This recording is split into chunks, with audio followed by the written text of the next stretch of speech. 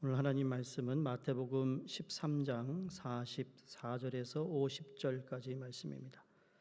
44절에서 50절 마태복음 13장입니다. 제가 먼저 읽겠습니다. 천국은 마치 밭에 감추인 보화와 같으니 사람의 이를 발견한 후 숨겨두고 기뻐하며 돌아가서 자기의 소유를 다 팔아 그 밭을 사느니라. 또 천국은 마치 좋은 진주를 구하는 장사와 같으니 극히 값진 진주 하나를 발견하매 가서 자기의 소유를 다 팔아 그 진주를 사느니라. 또 천국은 마치 바다에 치고 각종 물고기를 모는 그물과 같으니 그물에 가득함에 물가로 끌어내고 앉아서 좋은 것은 그릇에 담고 못된 것은 내버려 느니라. 세상 끝에도 이러하리라. 천사들이 와서 의인 중에서 악인을 갈라내어 함께 읽습니다. 풀무불에 던져 넣으리니 거기서 울며 이를 갈리라. 아멘. 기도하겠습니다. 하나님 감사합니다. 오늘 이 시간에 허락하신 말씀 우리 마음을 열어주시고 성령께서 주의 음성을 듣게 해 주시옵소서. 예수님 이름으로 기도드립니다. 아멘. 워싱턴에서 사역하시는 우리 윤옥신 전도사님 오늘 방문해 주셨는데요. 어디 계세요? 예, 환영합니다. 예, 환영합니다. 우리 강기석 장로님 지인이시라고 하시는데 오늘 예배 후에 친교 시간이 없지만 그래도 인사하시고 가실 수 있기를 바랍니다. 2주 전 천국을 맛보며 사는 삶은 어떤 모습일까 말씀을 시작했지요. 아직까지 하나님의 약속 시리즈의 천국을 맛보며 사는 삶의 주제입니다. 예수 그리스도를 믿어 구원을 받은 저희들이 구원을 받는 동시에 하나님의 나라 천국 시민으로 살아가게 되어 있습니다. 그렇죠? 우리가 그걸 믿어요. 우리가 구원받는 동시에 천국 시민으로 살아갑니다. 그런데 중요한 것은 하나님의 자녀가 되어서 천국 시민이 된 우리가 얼마만큼 천국의 확신을 가지고 살아가느냐라는 질문을 던지는 것이죠. 그러니까 믿고 사는 우리들이 이 땅에 영향력을 미치며 살라는 것은 물론 우리가 소극적인 영향력 아니면은 긍정적인 영향력이 있겠지만 삶 그 자체가 누군가에게 영향을 줄 수 있다라는 거예요. 그래서 천국이 무엇인가를 바로 알아야 그 영향력이 발휘된다는 거예요. 그러니까 우리가 성경의 여러 가지 말씀을 가지고 삶에 실천하고 적용하는 것도 중요한데 일단 우리가 천국 백성이 되었으니 천국에 대한 천국이 무엇인지 바로 알아야 된다는 말씀이에요. 그러니까 중요한 건 천국의 소망을 가졌다는 우리들이 이 땅을 살면서 천국을 맛보며 사는 모습을 보여주고 있느냐라는 거예요. 그러니까 천국의 소망을 갖고 사는 우리의 천국의 가치를 아는 축복을 주셨는데 지난주에 말씀드린 그 연장입니다. 천국의 가치를 확신할 수 있는 사람만이 천국을 맛보며 살아가는 거예요. 그러니까 우리가 일상생활에서 매일매일 하나님의 자녀로 백성으로 살아간다는 것은 이 땅에 참 열악하고 힘든 삶이라 할지라도 저 하늘나라의 천국에 대한 가치를 알고 살아가는 사람이 될 때 여러분 우리가 이 땅에서 천국의 맛을 보며 살아갈 수 있고 누군가에게 천국에 살아가는 사람이 무엇인지를 간접적으로나 직접적으로 알릴 수 있다라는 겁니다. 그러니까 천국의 소망이 우리에게 주는 축복이 뭔가 하면 여러분 내가 소속감이 어디냐라는 거예요. 요새 보면 저기 어디에요? 이정환이라는 야구 선수가 지금 계속 안타를 쳐가지고 요새 이렇게 알고리즘 때문에요. 난 별로 관심도 없는데 계속 그 사람께 떠요. 한번 이렇게 이 전화가 무서워요. 내가 무슨 얘기하면 페이스북에서 얘가 떠줘요. 다 듣고 있어요. 너무 무서운 거예요. 내가 집사람하고 무슨 얘기하다가 그러면 갑자기 뭘 열었더니 그거 비슷한 내용이 뜨는 거예요. 그렇죠? 그러니까 누가 듣고 있다라는 거예요. 우리가 카메라도 이게 컴퓨터 이것도 그 설계할 거 아닌데 컴퓨터 열면 컴퓨터에 카메라가 있잖아요. 빌트인 카메라 있어요. 이걸요 누군가가 해킹해서 볼 수 있다라는 거야. 저희 아이들은 그 랩탑 카메라에다가 스티커를 붙여요. 안 보이게. 너 이거 왜 붙이냐 그랬더니 Someone's watching me. 누가 본다는 거예요. 무서운 세계를 살아가잖아요. 내가 왜 그 얘기를 드렸냐면 소속감이에요. 소속감. 여러분 좋아하는 스포츠 있으세요? 장로님 스포츠 좋아하세요?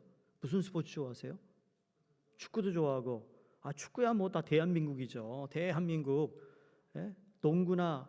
근데 우리 한국 사람들은 이제 우리 한국 선수가 미국 가서 뭐 야구 선수를 하든지 타자가 되면 그 팀은 상관없어. 우리 한국 사람만 쫓아다녀요. 근데 전 여기서 자라서 난 그렇지 않거든요. 나는 끝까지 양키스 팬이에요. 잘하든 못하든. 그게 이제 소속감이거든요. 소속감. 그러니까 우리가 어디에 소속되어 있느냐를 우리의 삶을 통해 간접적으로 아니면은 직접적으로 보여지는 삶이 된다는 거예요. 직장에서나 아니면 여러분 자녀 앞에서 엄마 아빠가 진짜 천국 시민이구나. 저렇게 사는 모습을 보면서 정말 하나님을 사랑하는구나. 이런 것들이 보여진다는 거죠. 어느 한 사람이 상담자를 찾아갔다고 합니다. 그러면서 제 고민이 뭐냐면 내가 요즘 내 출생이 무엇인지 궁금해서 찾아왔대요. 그래서 사무대가 묻습니다. 왜 그런 걸 느끼죠? 그랬더니 이 사람이요. 어느 책에서 읽은 겁니다. 요즘 일반 음식보다 강아지들이 먹는 음식에 훨씬 더 구미가 당긴대요. 그리고 침대에서 자는 것보다 그냥 이렇게 바닥에 깔아놓은 럭 위에 누워서 자는 게 훨씬 더 편한데 혹시 내가 강아지 출신은 아닌가? 우리는 웃지만 이 사람은 대단한 심각성을 가지고 상담 카운서를 만나러 온 거예요. 별의별 일이 다 있어요. 요사이 모든 짐승이나 사람이 다 똑같다고 하는 엉뚱한 이야기를 하는 그러한 새 시대를 살아가고 있으니까 이런 일이 벌어질 수 있다는 겁니다. 더 나아가 인간이 살아가면서 소속감이 없다는 것만큼 불행한 것도 없습니다.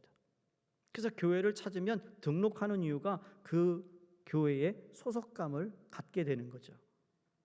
그 소속감이 없어서 방황하고 혼밥이 늘고 있는 이유도 소외감을 느끼는 사람들이 점점 늘어나고 있다는 거예요. 근데 하나님의 말씀인 성경은 우리에게 분명히 말씀하십니다. 하나님이 우리를 지으실 때 만물의 영장으로 지었고, 아멘입니까? 죄로 인해 그 소속감을 잃어버렸던 것을 십자가로 회복하셨어요. 그리고 우리가 하나님의 자녀됨으로 확신을 가지고 살아가도록 우리를 다시 만들어 주셨다라는 거죠.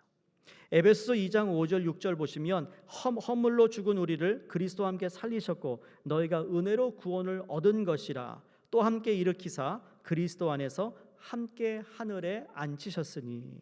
아멘입니까? 여기서 우리가 생각하고 넘어갈 부분이 뭐냐면 에베소서에 사용한 동사의 시제가 다 과거라는 거예요. 과거형. 이게 의도적이라는 것입니다. 이미 그 일이 이루어졌다. 우리가 하나님의 보좌에 앉은 하늘나라의 상속자가 되었다예요. 네가 지금 착하게 살면 상속자가 될 거가 아니고 이미 예수 그리스도의 십자가를 통해 상속자가 되었다. 우리는 그걸 못 믿잖아요. 내 삶을 보니까 형편없어. 근데 내가 어떻게 상속자가 될까? 근데 성경은 상속자가 됐다. 아직도 못 믿으니까 아멘을 못 하잖아요. 지금 부끄러워요 내 모습이. 그런데 성경이 됐다. 내가 죽고 난 후에 우리에게 주어지는 게 아니라 지금 이 시간에 구원받은 사람에게 바로 그 하늘의 모든 축복을 맛보는 삶을 허락해 주셨다라는 거예요. 여러분 킹덤, 하늘나라, 킹덤의 키워드가 있어요. 킹덤이라는 단어에는 여러 가지 키워드가 있어요. 하나님 나라는 도대체 무엇이냐? 킹덤이 뭐예요?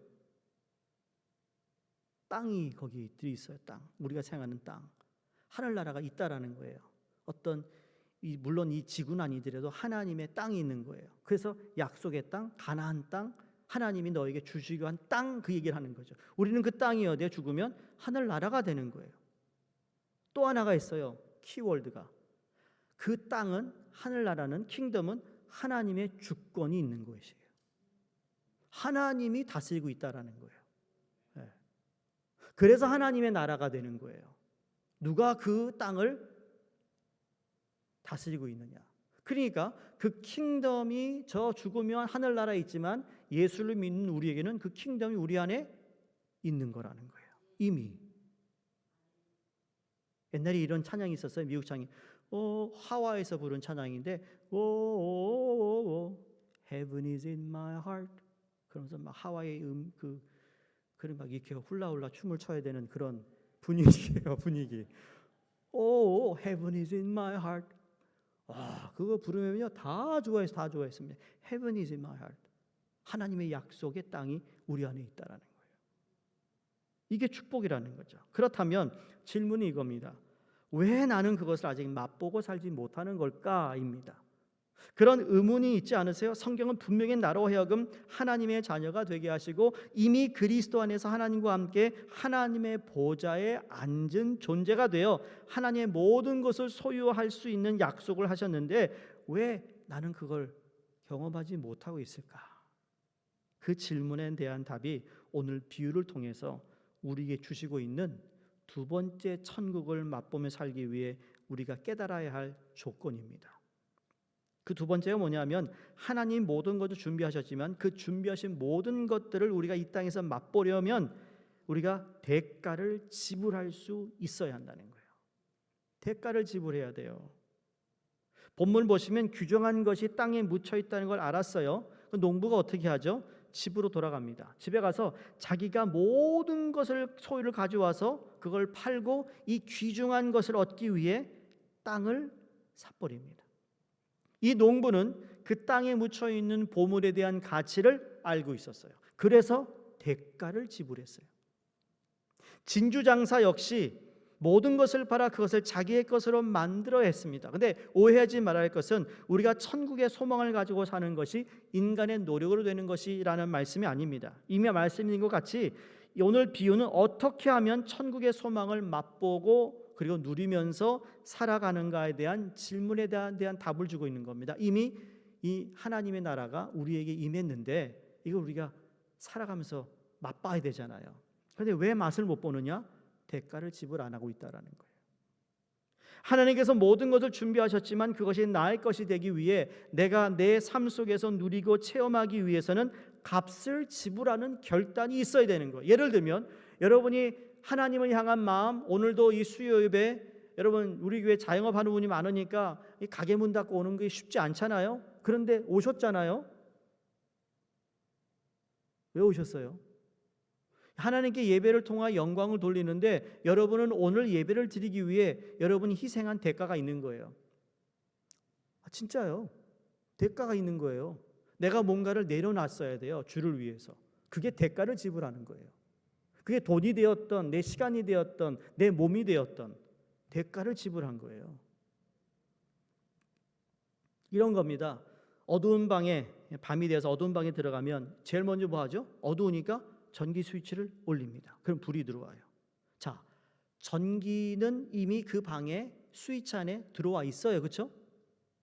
스위치를 키면 얘가 절로 가가지고 야, 불 켜라. 그리고 오지 않아요. 이미 전기가 들어와 있어요. 여기에. 그래서 내가 단순히 스위치만 올리는 거예요. 마찬가지로 이게 십자가를 통해 모든 일을 하나님이 하셨어요. 그래서 천국도 내게 주셨는데 그것을 내가 이제 이걸 단지 믿음으로 그 사실을 받아들이고 그 믿음을 내 삶에서 적용하기 위해서는 대가를 지불해야 하는 일들이 있는 거예요. 자, 이미 주님은 이 사람을 고치기로 마음 먹고 그 사람을 만나 주셨어요. 근데 이 사람이 해야 될 게 뭐죠? 믿어야 된다는 거예요. 믿습니다. 다윗의 자손 예수여 나를 불쌍히 여기소서. 이미 알고 왔다라는 거예요. 그러니까 하나님이 이미 오픈해 놓으셨는데 내가 오픈한 하나님을 나도 마음을 열어 그 하나님하고 만나야 이게 뭔가 이루어지는데 하나님은 열어놓으신 나는 대가를 지불하지 않는 하나도 나는 희생하지 않고 헌신하지 않으니까 이게 안 되는 거예요.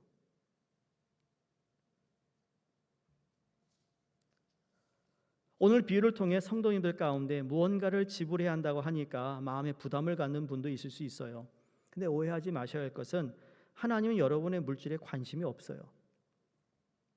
물론 성경에 보면 하나님이 물질에 대한 얘기를 많이 하셨지만 그건 하나님이 물질이 필요해서가 아니라 하나님은 여러분들을 필요로 하신다는 게 전제하고 있어요.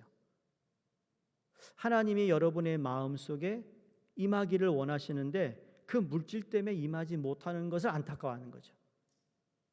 하나님은 여러분을 통해 하나님의 나라가 이루어지기를 원하세요. 그게 하나님의 마음인데 우리가 포기해야 할 것이 무엇인가 하면 우리의 세상적인 꿈이라는 거예요. 꿈. 하나님 우리를 향하여 가지고 있는 꿈이 우리의 그 어떤 꿈보다 훨씬 큰데 우리는 예수 그리스도를 영접하고 나서 아주 자그마한 나의 꿈을 포기하지 못하고 있다는 거예요. 질문해 보겠습니다. 자, 보편적인 사람의 꿈과 킹덤의 꿈과 어느 것이 더 큰가요? 대답 좀 해보세요. 누구 꿈이 커요? 킹덤 꿈이 커요? 내 꿈이 커요? 킹덤. 대답하셨어요? 자, 어떤 사람은 여러분이 꾸는 꿈이 크겠습니까? 모든 만물을 지으신 하나님의 꿈이 크겠습니까? 하나님의 꿈. 맞아요. 내 꿈만 이루어지면 만족할 것 같지만 예수를 믿는 사람들은 더 이상 이 세상의 꿈으로 만족하며 살아가지 못하는 존재로 바뀌었다라는 거예요. 어떤 사람은 내 삶의 아픔을 해결받기 위해 꿈을 갖고 있을 수도 있습니다. 하나님, 나는 하나님 필요합니다. 내 삶의 작은 아픔을 해결해 주세요. 어떤 사람은 예수 그리스도를 만날 때 자기의 삶에 자신이 해결할 수 없는 문제 때문에 예수님 앞에 그걸 가지고 나오는 경우들을 보게 됩니다. 이게 잘못된 게 아니라 처음에는 다 그렇게 시작해요. 그러나 그곳에 여전히 머물고 있으면 안 된다는 거. 주님이 원하는 게 아니에요. 천국의 소망을 꿈을 누리며 살아가기를 하나님이 원하신다는 거죠. 이제 네가 네 꿈을 가지고 살아왔는데 이제 너를 향하여 내가 꾸는 꿈이 있다. 그렇다고 해서 당장 선교사로 나가고 신학교 이런 말이 아니고요. 여러분의 주어진 삶에서 하나님의 킹덤, 하나님의 나라를 세워가는 꿈을 다 주셨다라는 거예요.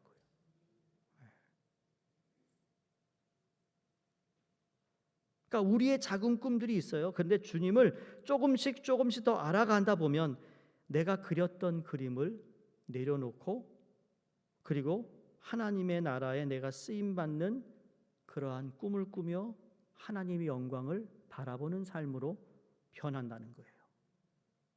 그게 천국을 맛보는 삶의 모습이라는 거죠.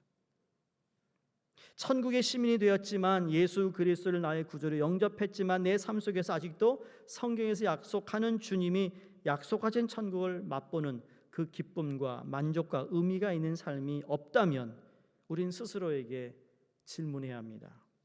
나는 예수 그리스도를 만나고 주님을 점점 알아가면서 주님이 나로 하여금 내려놓기를 원하는 나의 작은 꿈을 주님 앞에 내려놓았는가라는 질문입니다. 우리 모두에게는 내가 가지고 있는 꿈이 있어요. 그 꿈을 하나님이 다 무시한다는 게 아니에요. 그 꿈을 내려놓고 하나님의 영광과 천국 킹덤을 위한 꿈을 위해서 내가 살아가면 내가 꾸었던 꿈도 하나님은 그 꿈을 통하여서도 하나님의 킹덤 꿈을 이루어가도록 역사하신다는 거예요. 제가 지난번에 말씀드렸죠. 주일에 우리 연약함을 도우시는 성령님, 우리 연약함을 하나님께서 다 지워버리고 나서 새롭게 도와준다고 안 했어요. 연약함을 그대로 아시는 연약함을 그대로 두세요.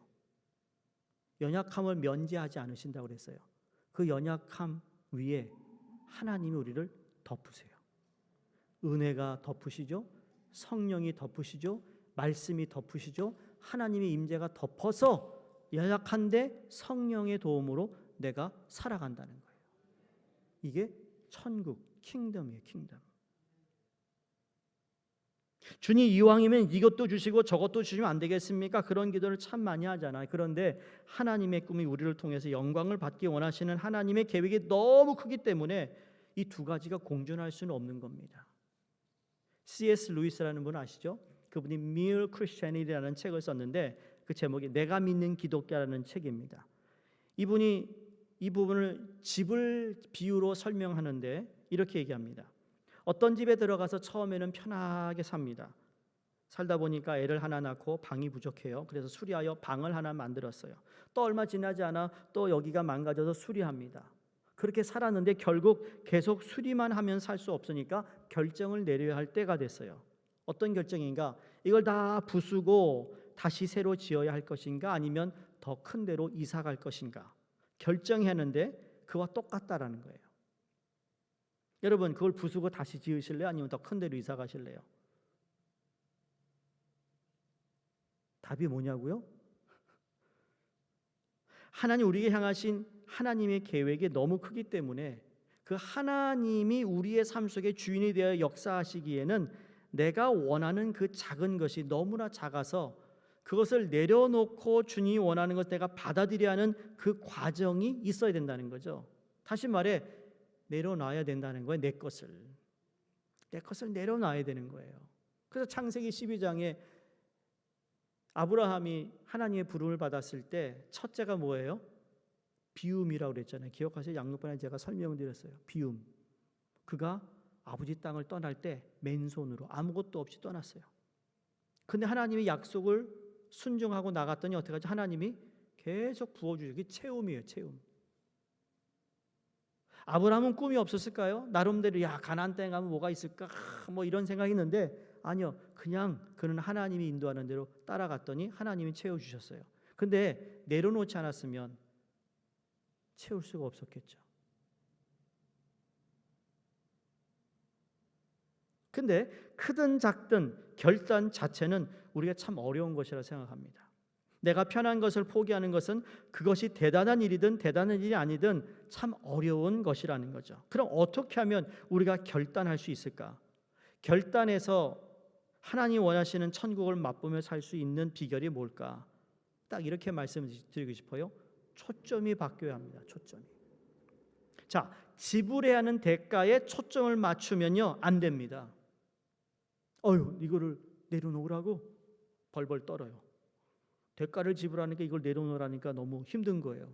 그런데 거기에 초점이 아니라 하나님의 사랑에 초점을 맞추는 거예요. 왜? 사랑하면 내려놓을 수가 있거든요. 그래서 사랑이 가장 큰 힘이라고 얘기해요. 골로새서에 보면 여러 가지 얘기합니다. 인내를 얘기하고, 그런 마지막에 사랑은 모든 것을 묶는 허리띠와 같다라고 했어요. 오늘 본문을 읽으시면서 여러분, 어느 구절이 여러분의 마음에 가장 제일 많이 와 닿았습니까?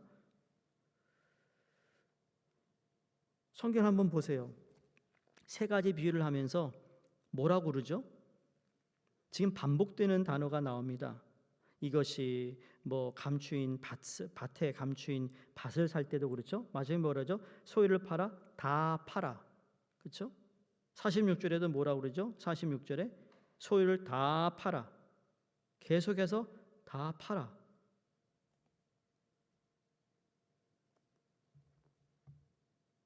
부담되는 부분인데 내가 지불해야 할 것에 초점을 맞추면 하나님의 크신 계획을 포용할 수가 없어요. 거기에 초점이 맞추면, 하나님의 사랑에 초점을 맞추면 근데 가능해요. 여러분, 자녀를 키우면서 언제 가장 섭섭하시던가요? 언제 가장 섭섭하세요? 내 마음을 못 알아줄 때 섭섭해요. 자녀가. 신앙생활하면서 하나님의 마음을 아프게 하는 것도 마찬가지 아닐까 생각합니다. 신앙생활이 내가 원하는 것을 움켜쥐는 것과 하나님은 마치 그것을 내려놓게 하는, 그렇죠? 그래서 하나님 무슨 폭력하시면서까지 이걸 내려놓게 하기는 않지만, 여러분, 하나님이 다 알고 계시는데 여전히 내가 붙잡고 있는 것 가지고 그거 지불하기가 싫어서 내려놓지 못한다면 하나님이 얼마나 마음이 서운하실까라는 생각을 해보는 거예요. 여러분, 하나님이 쓰실 사람이 없어서, 하나님이 우리가 아니면 쓰실 사람이 없어서 하나님 우리를 포기하지 못하신 것 같으세요? 아니요, 그렇지 않아요. 사울 왕이 제대로 못하니까 하나님이 어린 다윗에게 기름을 부어요. 왜? I have another man. 그런 거예요. 하나님이 사울 왕에게 너 교만하지 말라는 거죠. 영어로 He always has a man. 하나님은 항상 내가 못하면 누군가를 통해서 하나님의 일을 이룰 사람은 분명히 하나님이 세우신다는 거예요. 근데 여전히 나를 포기하지 않는 이유가 뭘까요? 궁금하죠? 왜 포기하지 않으실까? 야곱에서 우리가 발견하잖아요. 아유, 그 야곱 정말 그거 못됐어 야곱. 속이기를 막 밥 먹듯이 하잖아요. 그러니까 당하잖아요, 삼촌한테. 근데 야곱이, 여러분, 하나님이 일을 할 수 없어서 사람을 속이고 대항하는 그 야곱을 왜 그를 내려놓지 않았을까? 하나님 없으면 비참해지는 야곱의 삶 때문에 하나님이 야곱을 놓지 못한 거예요. 왜? 약속을 하셨잖아요. 무슨 약속이에요? 하나님 나라의 백성으로 선택받은 아브라함의 후손에 나중에 예수님이 태어나야 되니까 야곱을 놓지 못한 거예요. 하나님이 다른 사람 택할 수 있습니다. 그러나 하나님이 포기하지 않는 이유는 하나님이 우리에게 눈을 떼셨을 때 우리의 삶에 찾아오는 그 비참함이 어떠한 것을 아시니까 놓지 못하세요. 그걸 우리는 뭐라고 그러죠? 사랑이라고 얘기하는 거예요. 사랑하니까 포기 못하는 거예요. 필립 옌스라는 책을 많이 쓰신 분이 마지막에 쓴 책이 바로 그 책이에요. 끝까지 추격해서 야곱을 사랑하는 하나님의 모습을 책으로 썼어요. 전교인 캠페인 때 한번 읽을 거예요, 제가. 하나님 우리의 인생을 손해보는 인생으로 버려두지 않으신다는 거죠. 하나님의 사랑의 초점을 여러분 맞추시는 저와 여러분이 되기를 주의 이름으로 축복합니다. 그러나 내가 손해보는 거 아니냐라는 그런 관점에 초점을 맞추기보다는 나를 사랑하시는 하나님 눈에 우리가 맞춰야 된다는 거죠. 사랑에 초점을 맞추면 사랑의 확신이 있게 됩니다. 그 사랑의 확신이 있으면 우리가 두려움도 이길 수 있는 거예요. 그래서 요한일서 4장 18절에 함께 읽어볼까요? 사랑 안에는 두려움이 없고 온전한 사랑이 두려움을 내어 쫓나니 두려움에는 형벌이 있음이라. 두려워하는 자는 사랑 안에서 온전히 이루지 못하였느니라. 그러니까 사랑이 있으면 두려움을 이긴다는 거예요. 사랑이 있으면 두려움이 어떻게 돼요? 쫓아나요. 도망가요. 두려움이. 그러니까 하나님의 사랑이 우리 가운데 많으면 많을수록 그 초점에 맞췄을 때 사랑이 우리의 마음을 채우면 하나님이 원하시는 것이 더 이상 부담스러워하지 않는다는 거죠. 그래서 내가 대가를 지불하는 것도 아깝지가 않은 거예요. 어느 한 선교사님이 계셨습니다. 이 말씀하고 마칩니다. 이분은 바닷가에 사는 사람들을 상대로 선교를 하는 분이셨대요.